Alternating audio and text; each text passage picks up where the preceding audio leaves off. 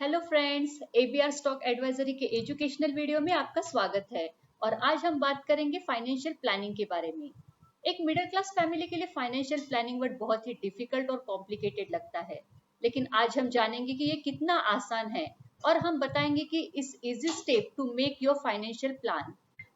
मान लो एक व्यक्ति की मंथली सैलरी 25,000 है, तो उसका मंथली प्लान कुछ इस तरीके से होना चाहिए।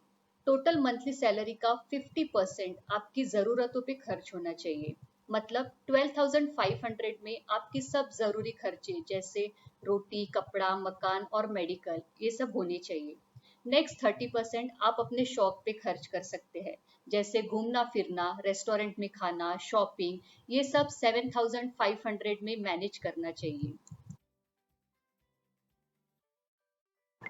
अब बचे सबसे इम्पोर्टेंट 20% जो आपको इन्वेस्ट करना चाहिए।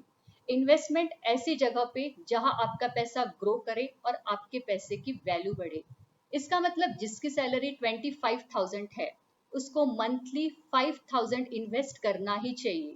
अभी आप सोच रहे होंगे कि 5,000 सेव करने से क्या फर्क पड़ेगा, तो मैं आपको एक एग्जाम्पल देना चाहूंगी, पावर ऑफ कंपाउंडिंग का।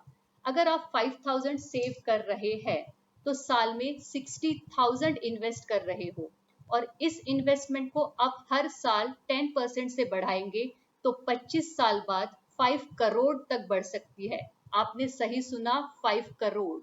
इस तरह के रिटर्न आपको इक्विटी इन्वेस्टमेंट में मिल सकते हैं। इक्विटी मतलब स्टॉक्स एंड म्यूचुअल फंड। तो पहले पार्ट में हमने समझा हमारी इनकम का कितना परसेंट इन्वेस्ट करना चाहिए। तो अब समझते हैं कि इन्वेस्टमेंट कहाँ करनी चाहिए।